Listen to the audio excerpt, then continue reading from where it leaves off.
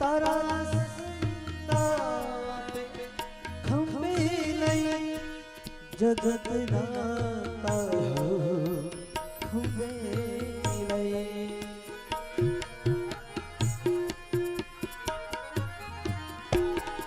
તારા સંતાપે ખંભે લઈ જગતના ખંભે લઈ ઓહો ફેંકી દઉં સારા સમુંદરમાં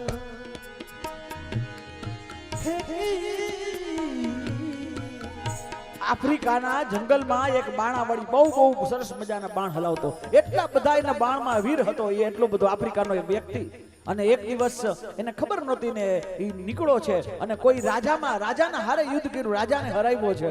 એને ખબર નહોતી કે રાજા છે, રાજાને બાણ માર્યું, મુગટ પાડી દીધો. એટલો બાણ સરસ મજાનો ચલાવતો તો ઓલા રાજાએ પકડી લીધો કે આમ ન હાલે. ખબર નથી કે રાજા સામે આમ સાવધાન વગર યુદ્ધ ન કરાય. મને ખબર જ નથી તમે રાજા છો. એટલે કીધું એમ ન ચાલે, મારે તારી બાણની પરીક્ષા લેવી છે કે તું બાણ અમારા દુશ્મનો સામે જ હલાવી શકસ કે નહીં. એ તો છે જ, પણ મારે તારી પરીક્ષા લેવી છે. એટલે પછી એના એકને એક છોકરાને ઊભો રાખ્યો, એના મસ્તક ઉપર નાનકડું એવું સફરજન રાખ્યું અને કે હવે તું આના આ સફરજનને તોડ. એક બાણ, એક બાપ છે એની સામે દીકરો ઊભો છે. એટલે એ પછી ઓલો એકની બદલે બે તીર રાખે. એક જ રાખવું જોઈએ, એની બદલે બે તીર લઈ આવ્યો. એટલે છોકરાએ પૂછ્યું માફ કરજો બાપ, આ બધાને વિશ્વાસ નથી, મને તો વિશ્વાસ છે કે એક જ તમે આ સફરજનને તોડી નાખશો. આ એક જ તમે સફરજનને તોડી નાખશો એ મને વિશ્વાસ છે. બીજું તીર શું કામ લઈ આવ્યા? તો કે મને મારા ઉપર ભરોસો છે, મને મારા ઉપર, પણ મારી સામે તું છોકરો મારો ઊભો છો, મારાથી કેમ હાલશે? ભૂલે ચૂકે મારા ન કરે નારાયણ, ભૂલે ચૂકે આડું અવળું ગયું ને તો આ તીર થી ઓલાને તો પછી આ ઓલાનું મસ્તક છેદન થઈ જાય. કારણ કે બાપ એક દીકરા ઉપર તીર ન હલાવીએ કે મારા વાલા એ આવડો મોટો હોય તો એક બાપ દીકરા માટે આમ કેમ કરી શકે? આ જગતનો બાપ છે, કેટલો પ્રેમ કરતો હોય પોતાના દીકરાને. યાદ રાખજો, માનો પ્રેમ દેખાય, બાપનો પ્રેમ દેખાય નહીં કોઈ દી.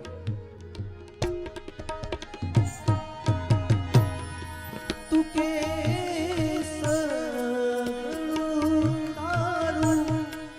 કહે તો આગ ઉતારો. દરેક બાપ એના છોકરાને એટલું જ કહેતો હોય કે બેટા, મેં મારી જિંદગીમાં મારા માટે સપના ઘણા જોયા છે, પણ મેં પૂરા નથી કરી શક્યો. હવે સપના તો ઈની છે, પણ મારા દીકરા મેં ભેગું કર્યું, તું મારા સપના તું પૂરા કર અને તું જા. બાપે કોઈ દિવસ દૂધ કોલ્ડ ની દુકાન, આઈસ્ક્રીમની દુકાન જોઈ પોતાનું મન થયું હોય તોય નો ખાધું હોય ને મારા વાલા, એના છોકરા રાત્રે 12 વાગે 1000 રૂપિયાની આઈસ્ક્રીમ ખાઈ હગે કે જેનો બાપ ભૂખો રહ્યો હોય મારા વાલા, તય જ આપણે કરી હગે. તારા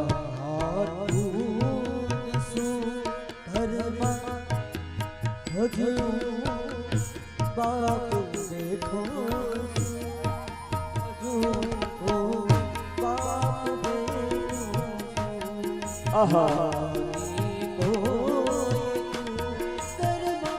નાની ઉંમરના છોકરાઓ જ્યારે મુસીબતો આવે, ભણવામાં થોડાક 2-3% ઓછા આવી જાય, થોડીક વાર થાય તો નિરાશ થઈ જતા હોય.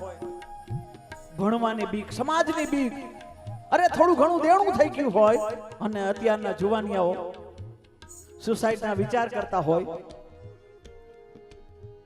તો મારા વાલા પેલા આવા વિચાર કરતા પહેલા હું તો એમ દરેક વખતે કહેતો હો કે જો આવા વિચાર આવે ને, એ લોકોએ તો ખાસ પોતાના પાકીટમાં પોતાના મા બાપના ફોટા રાખવા પહેલા આ જોઈ લેવું કે મારા વગર આની શું દશા થશે.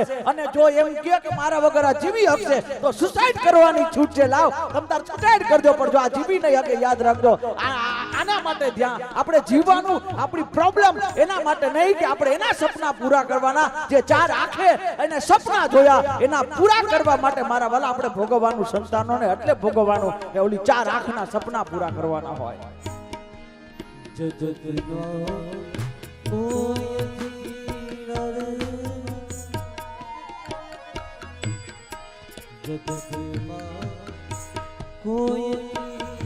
આ જગતમાં કેટલા છોકરા થયા, આ જગતમાં કેટલા સંતાનો માટે, પણ એક સંતાન મને યાદ આવે, ભારત વર્ષનો એક એવો સંતાન થયું વીર અભિમન્યુ, જેને માની પેટની અંદર જઈ અને યુદ્ધ શીખા એવા અભિમન્યુ ઉત્તરાના ગર્ભ, આહા આ ઉત્તરાની પતિ અભિમન્યુ, અને અભિમન્યુ છેલ્લે છેલ્લે આ યુદ્ધની અંદર આ વિચાર કરો, હારવાનું જ યુદ્ધ હતું, હારેલા જ પાંડવો હતા, અને અભિમન્યુ કીધું કોઈ ન જઈ શકે, અરે અર્જુન સિવાય એ કોઈ ભેદ ન કરી શકે, કોઈ ન જઈ શકે. અભિમન્યુએ કીધું હું જાઉં છું, અને અંદર ગયો અને છળકપટ થઈ.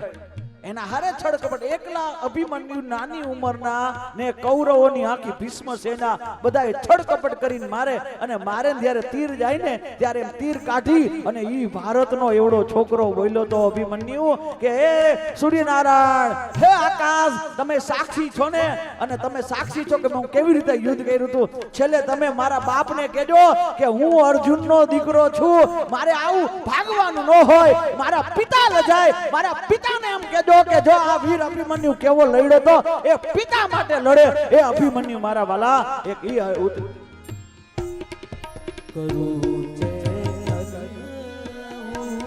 જડમાં હજી બાપ બેઠો છું, હજી હું બા